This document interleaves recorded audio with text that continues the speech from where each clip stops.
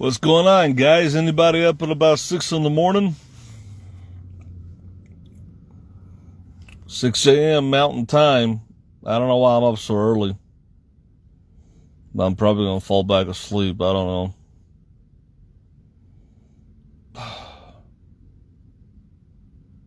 It's going to be 68 degrees here today. Wow, I got 6 people watching already. It's 6 in the morning. 9 people watching? Really? Tim Jones. Tim Jones is watching. Who the hell is Chak Arif Rahman? Bag and Rags? Who's that? Scott Alexander Neil Davis? Who's that? I don't know that person. Bruce Hilton. Who are you people that are watching? I got 10 people that are watching me right now, and I don't know who the hell you guys are. That's kind of creepy, man. 10 people watching me. Evelyn Greenhart. What the hell are you doing up this early in the morning? Let's see. I don't know who Bruce Hilton is. I don't know who Bags and Rags is. Jay Zun. Who the hell is Jay Zun? Michael Nippert. I know who you are. I've seen you before. Tim Jones. It's 2:50 p.m. here. Just got back from the hospital and you came on. Old fan from YouTube. Where are you at? Tommy Stondal. I don't know who you are. Tim Jones. Mickey Cook, North Carolina. I don't know who the hell you are. 13 people watching me at 5:50 in the morning Mountain Time. Matt Love, how you doing, man? Oh, I thought I'd just kind of pop on here real quick. I'm just laying down here. I just got up. I had to get up and pee. And I hope you guys saw the pictures I put up of my little vacation here in the El Paso, Texas area, and went over to Juarez. Had a good time. Spent about $120. Got me a señorita. Got me some guacamole. Got me some chili rellenos. Got me some chicken soup. Couple cold beers.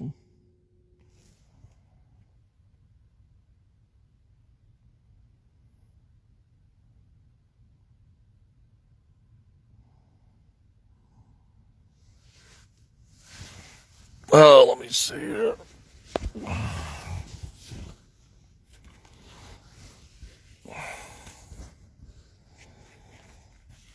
Well, it was my mom. Yeah, they said that she had a COVID, but they said she was doing okay. Just a little bit of lost appetite. I hope she makes it through this.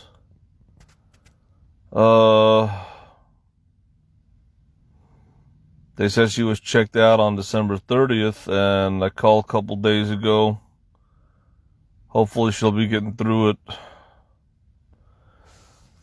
She's vaccinated. What was wrong with the van? The inline fuel pump.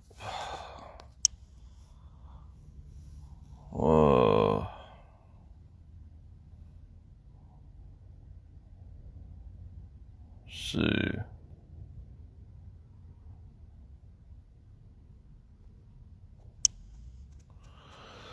How do I get back to this thing now? Alright. You got COVID. Okay, how are the symptoms? Because I know you're not vaxxed, right? Well, I got 17 people watching at like 6 in the morning Mountain Time. Let's see who else is watching me here. Molasses Murphy. Molasses Murphy is watching. Molasses Murphy, you creep. You're watching me at this time in the morning. You creep. Let's see who else. I don't know who Bags and Rags is. Just a troll, probably. It showed me some people here on the top. I guess some people are visible. Molasses Murphy, you creep. Why are you watching me? I don't know who Scotty Brockway is. William Gasser. Knox, not vax, no fever, just sore throat.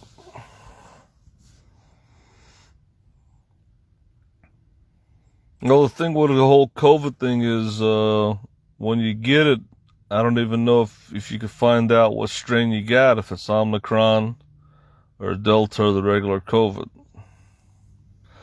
I haven't been vaxxed, but it's spreading like wildfire right now, and I definitely want to get vaxxed.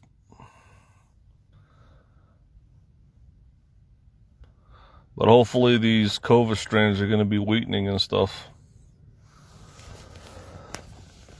I don't know who Scotty Brockway is. Molasses Murphy, I don't know why you're such a creep and why you're watching me. That's creepy. I really don't know why you watch me. Because really, me and you got nothing in common, Molasses Murphy. And it's kind of creepy when somebody watches me that really does have nothing in common with me or doesn't have nothing really to do with my life. That's why do you watch me? Why do you even watch? Not that I really care, but I just want to know why. It's kind of creepy, man. It's kind of creepy when people watch you that I don't even know why there's no rhyme or reason. Me and you really have nothing in common, Molasses Murphy. And I'll be honest with you, I don't ever watch your stuff. I really don't, because I don't really think that you put any effort into your videos. I think that you got talent.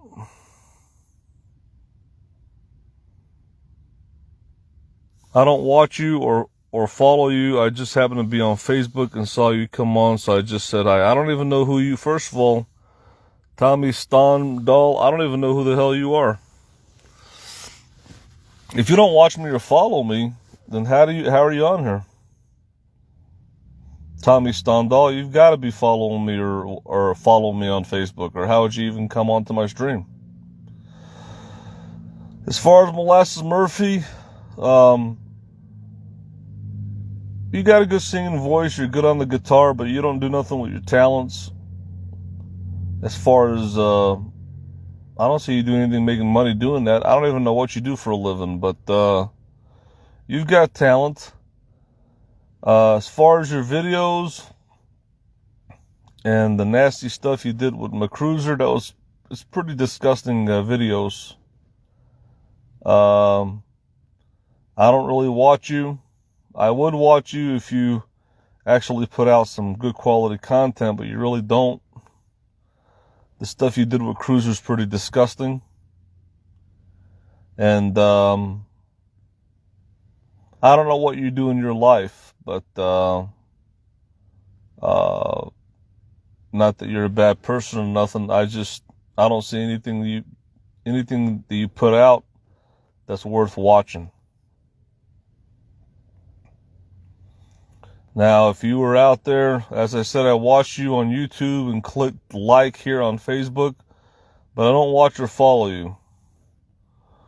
Well, I'm going to go ahead and block you, Tommy, because I don't need people negative like you on here. So, adios.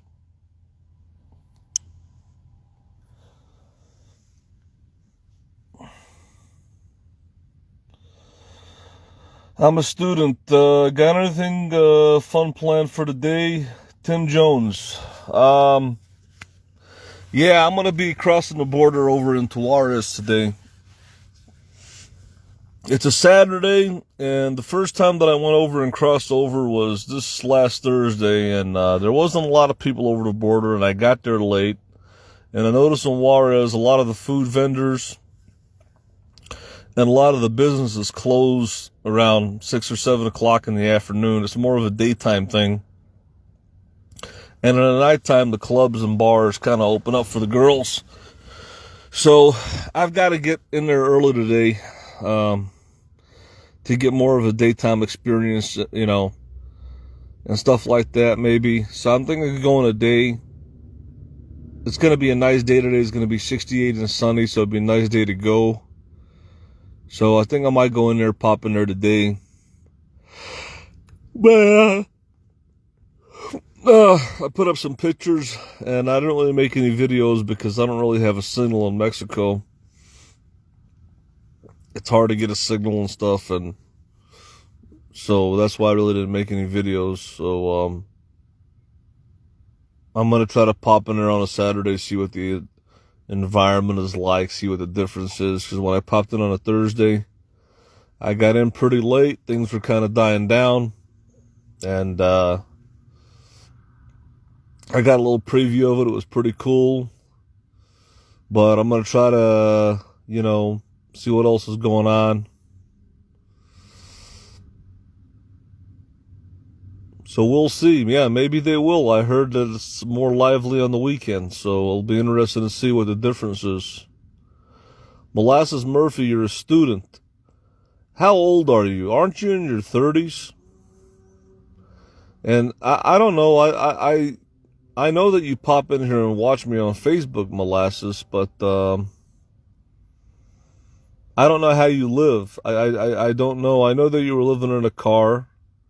And you went up to Rosie, and then after that, I don't know what happened. I didn't really watch you after that, because I didn't really see anything worth watching. It was just these hangouts that you pop on from time to time, but you really never made any content. When I was on YouTube, I had a variety of content. I didn't just come on live. I did product reviews, I did motorhome reviews, I did food reviews, I interviewed other nomads and van dwellers. I showed people where you can park, where you can travel.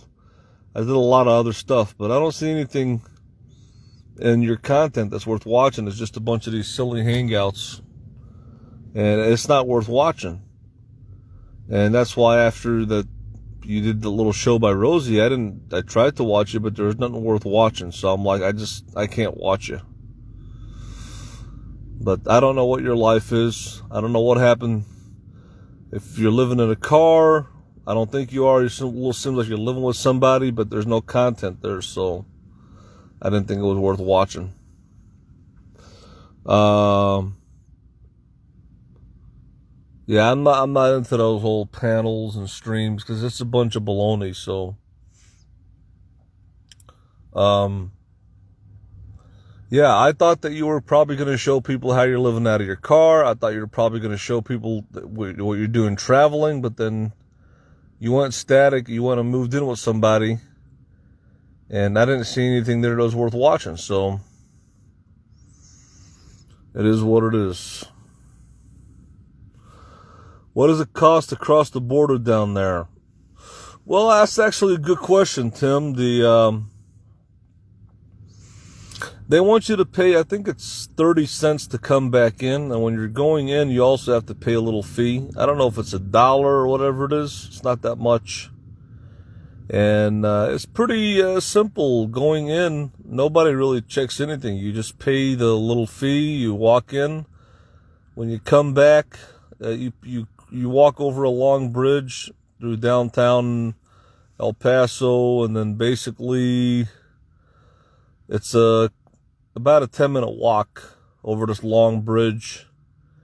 And as far as the wait times driving in, it varies depending on what time you go and come. If you're driving, I saw people driving back in the United States about 6 or 7 o'clock, and there was a big line. It probably would have took you over an hour. And in the nighttime, when I was coming back around midnight, it looks like it probably would have taken maybe 45 minutes to come back in. There was a line of cars. So, but coming back into the United States is pretty simple. You just, you walk back, you pay your fee, You walk back over the bridge. There's a couple of people there that check your passport, a couple of border agents. Then you walk over the bridge, and then you go into the main checkpoint where it's a building, and they check your passport, examine it, do what they got to do. They ask you if you're bringing anything over, like, say, pills or something that you bought. And I think if you can only bring so many things over. You can't. There's a limit to how many medications or whatever you can bring over. And then they just check your passport and you're on your way.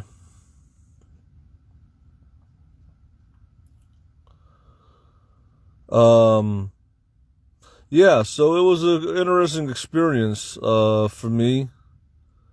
The first time in Juarez.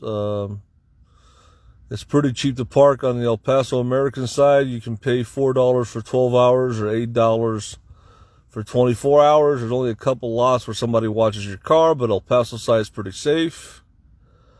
On the weekends, it's a little more money because it's more people go there because people go to these Mexican border towns more on the weekends anyway to party, so they charge more for parking. Like, instead of paying $4 to $6 to $8, you might pay, 15 or 20. You might pay more on the weekend. And yeah, so I had a good time. I took $120 with me. I changed the money over to the United States. They gave me 19.70 pesos to $1. They charge a conversion fee. And I went over. I had one bottle of beer that was $2.53. Actually, it was $2.53 American. And then I noticed that was a little bit high because I remember I went to other clubs in Mexico that was only $2 for a beer American. So I went to another club and they charged me $1.95 for a bottle of Dos Equis. And then I went to a Mexican restaurant. I had me a pretty good healthy meal. I had me some nice homemade chicken soup with veggies. I had some chili rellenos with beans and rice and some guacamole. I was starving. I didn't eat anything the whole day. That was a great deal. And I had some fresh squeezed lemonade. It's called limonada. That was good. And then after that, I was walking around seeing what was going on. And I found the girl and kind of had a bad experience with the first one because she took me into this back door of this building and this creepy tunnel, and all of a sudden we went down into this basement, and it was all dirt down there on the basement, like a dirt basement. It's kind of weird. And I was like getting freaked out. And then there was like a vicious dog down there, and I'm like, what the hell? So I walked out, and then I found another girl, and this other girl had her own little $200 studio apartment, and she's like 40 for everything, and then she upsold me to 60, and then she got her 70 or 80 out of me at the end of the day, but I got my money's worth, and I was back on my way back to the border, and that's about it. So I guess I made out pretty good. It wasn't bad. I avoided using taxis or going to any clubs, but it was pretty cool. It was pretty laid back. The only thing about it was just like any other Mexican border town, or I guess Mexico, some of these aggressive, vicious dogs on the street that are just barking at you when the nighttime comes. And that's the weird thing about it. And that kind of made me feel a little bit uncomfortable. But that's the only thing. And that's pretty much the story in a lot of these Mexican towns. I experienced that a lot in Mexicali. And it was just kind of the same thing in Juarez with these vicious dogs that just come out of the woodwork of the nighttime. So, but that's about it. I'm going to try to get in today early, get more of a daytime experience, check out some other clubs and see what's going on. I'm having a great time. Beautiful weather in El Paso today. Is going to be 68 degrees and sunny. I wish you got service on the Mexican side. Would love to see the beautiful ladies. How's the food? The food's great. The food's great in El Paso and in Juarez. I went to this place called, you guys can look it up, it's called Super Burros. Burros, and it's on Dyer Street in El Paso. And I wanted to get the chicken soup, but they were out of it, so I had the beef soup. It's called the caldo de res. And it was this, like, just, these pieces of beef, the slow cooked braised beef with vegetables and a beef broth, and it was only $6.25. It was a delicious soup, and that soup, if you had it in Chicago, it would range anywhere between $12 to $20 for that soup. And that was a great soup. There's a lot of good quality Mexican food in El Paso and even across the border, and you can get it for a great price. And I have a very, very high opinion of El Paso. As far as El Paso, Texas side, most of it is really safe. There's not really that many homeless people. And there's a lot of great food to eat. There's a lot of beautiful women. There's a lot of great clubs. I haven't been to any of the clubs, but from what I've got, the people are really nice here. The weather is perfect. The rate of pay is lower here, though, because the cost of living is cheaper.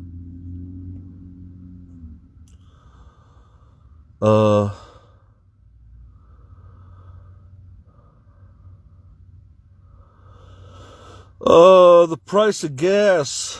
Well, it was $2.77 a couple of weeks ago, but it's popped up. I don't know what has gas to pop up, what caused it to pop up, but it's popped up into like almost, $3.20, $3.30 here. I don't know what caused it to pop up. But overall, my opinion of this area is there's a lot of positives about it. It's great weather this time of the year. There's a lot of good food for very reasonable prices. The people are friendly. You can make friends here really easily and talk to people. I've got people's numbers and said they would go over to board with me. It's a very nice place. The cost of living, I heard, is a lot cheaper here. I was looking at the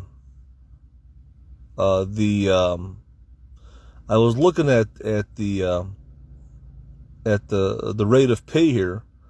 For example, in Chicagoland area, at McDonald's, they pay $15 an hour to start off. And here they pay $11 an hour. And it's $15 an hour if you're a manager. And there's a lot of jobs here, like security officer jobs. A lot of them are paying anywhere between $7, $8, $9. Yeah, believe it or not, I've seen some jobs posted for $8, $9, $10 an hour, which is really low. And the reason that a lot of these jobs that are even armed security jobs that are $10, $11 an hour, the cost of living here is so cheap. So the rate of pay is really, really low here. But your quality of life is better. You have great weather, great food that's cheap, friendly people, and a much higher quality of life than Chicago. And cost of living is lower. And from what I heard, it's really easy to get social services of any kind that you need in El Paso. And it's a pretty nice city. I like it. It's very interesting. As far as the Juarez side, I've only been there one day. And there's some positives to it, some negatives to it, The part that's by the borders, it is kind of old and outdated. And it does close down early. A lot of the restaurants and businesses close pretty early. And it's a little bit creepy in the nighttime. But I didn't see any element of danger there, really. It didn't seem dangerous at all, like people say it is, especially like around the border. But I don't know what it's like if you go in deeper inside. But by the border, it didn't seem dangerous. The only thing that was kind of creepy, but it's a standard thing, I guess, in Mexico, is those street dogs that bark at you and stuff for no rhyme or reason, or what their deal is. Maybe I'll take some doggy treats with me to give to the dogs. I don't know, man.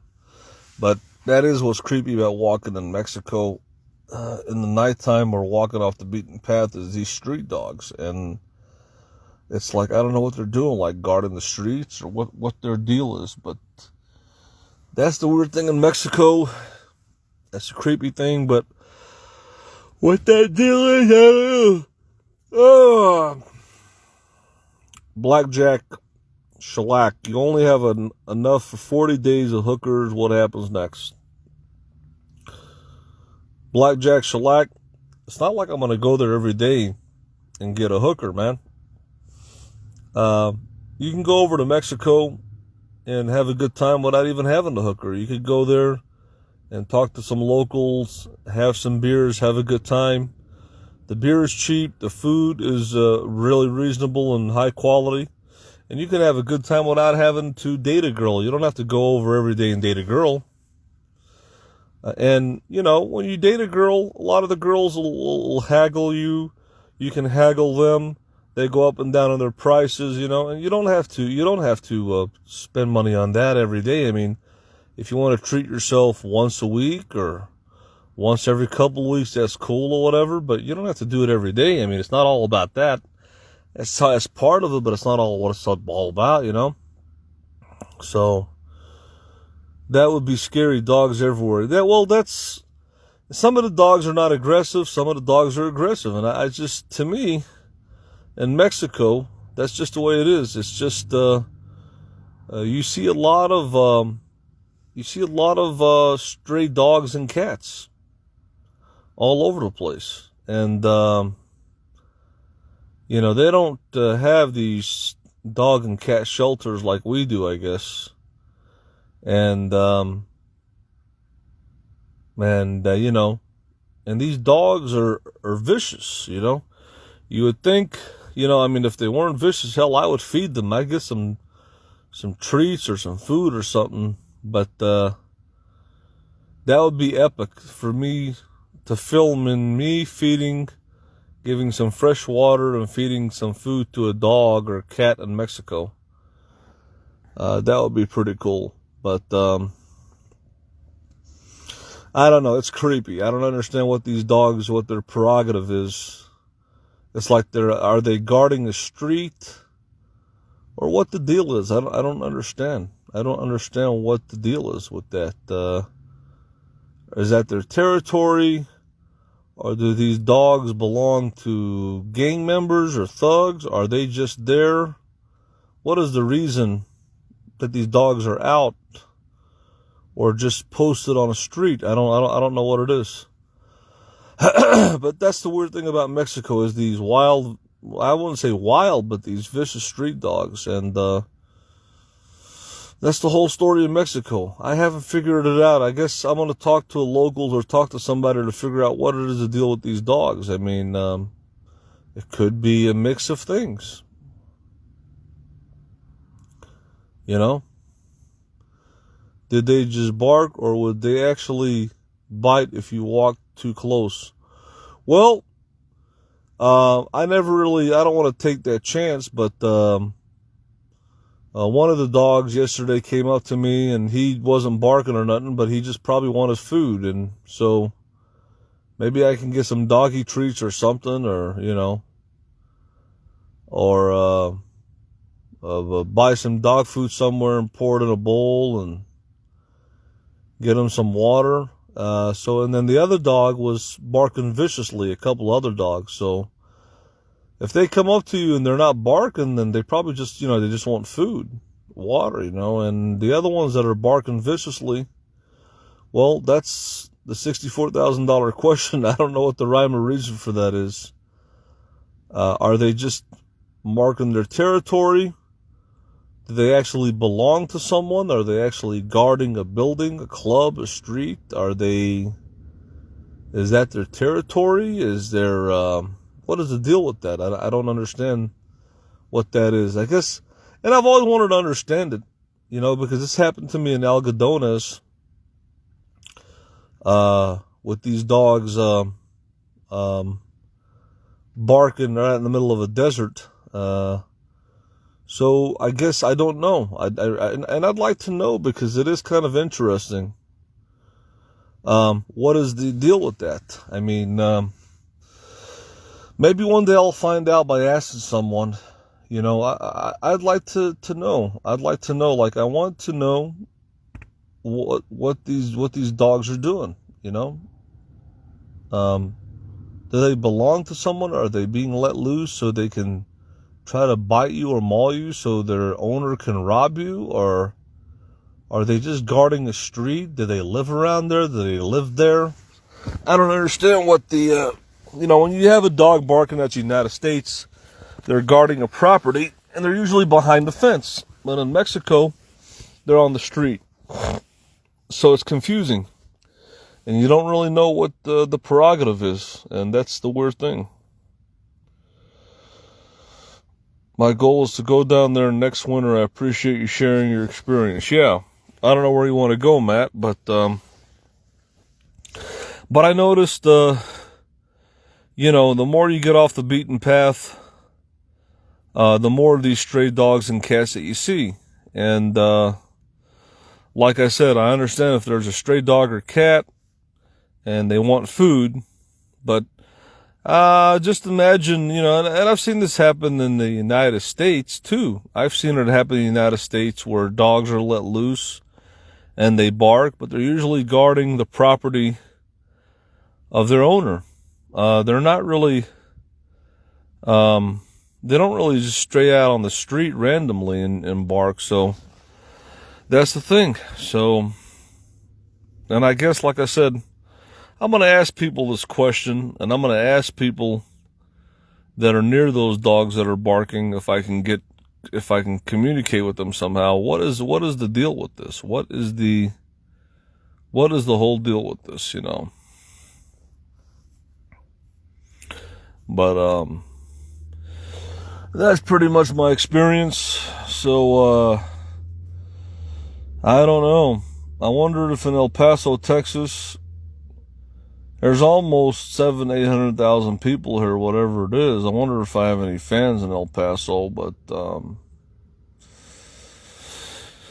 it's pretty interesting. There's a lot of different border towns around here. Just west of here, there's Puerto Palomas, there's Agua Prieta, there's Nogales, and then there's San Luis, Algodones, Mexicali, Puerto Penasco. So anyways, guys, that's about it. That's my experience. I guess I'll leave this up here.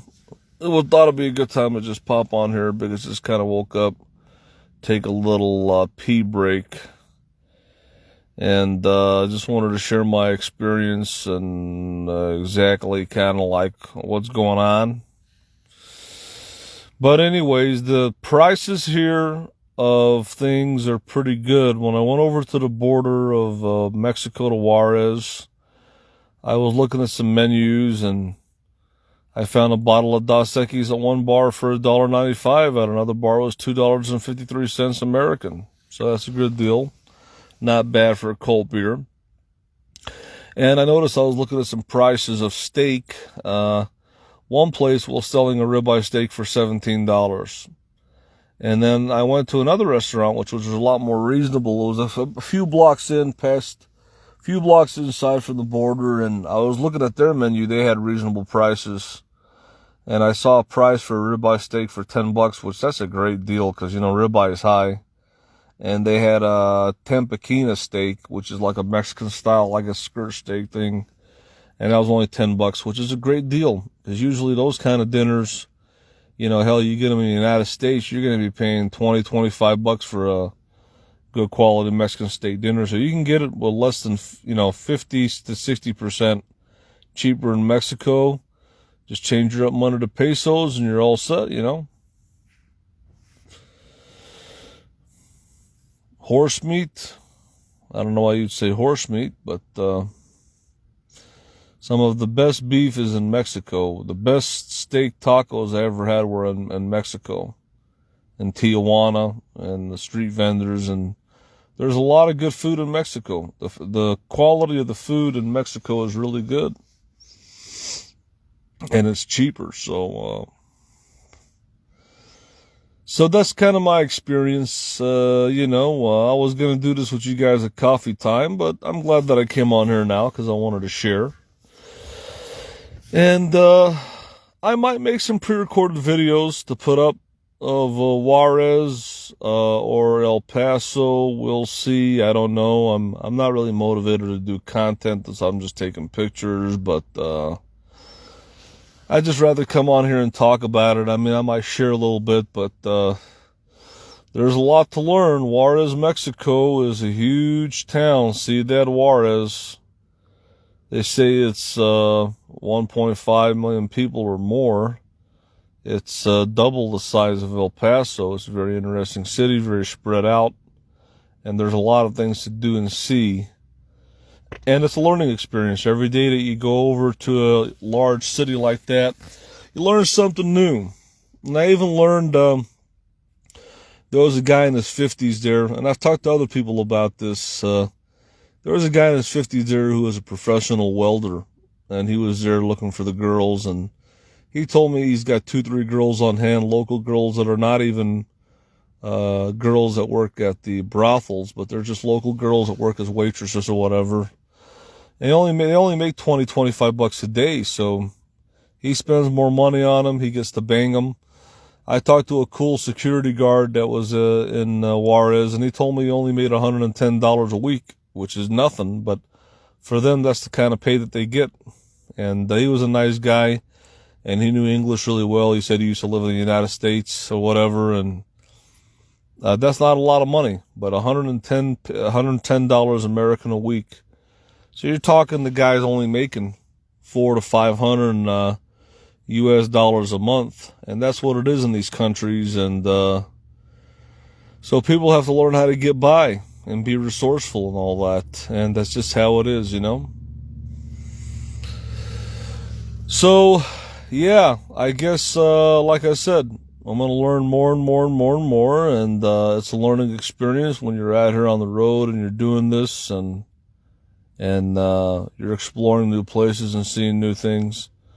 There's always something new to experience. The sights, smells, and sounds of Mexico, and there's always something new. It's a learning experience, being out here on the road and seeing new places, new cities, and new people, and that's what makes this life, in my opinion, very attractive, and that's why I enjoy it. It's the spirit of the adventure, the spirit of the unknown, and the learning experience, the learning and seeing new things. And that's really invigorating for your brain, for your soul, for your health, for your mind.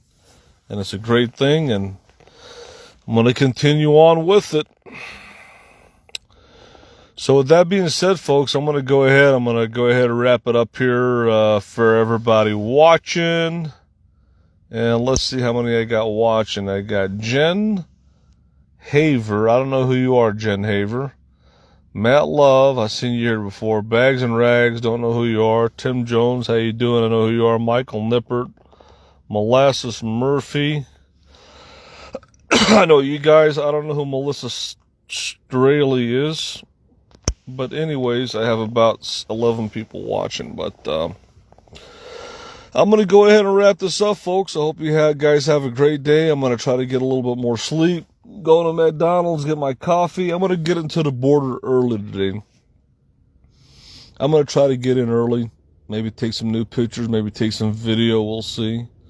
But I'm going to try to make an early start today. Have a good day, guys. Matt Love, Tim Jones, Emily Connor, everybody else. I'm wrapping it up. Have a good day. I hope you guys have a blessed day, and and be positive on what you do in life, guys. Remember, enjoy life, follow your bliss and passions. Life is short. Do what you want, do what you love. And that's all I can say, guys. Have a good day, folks. We'll see you later.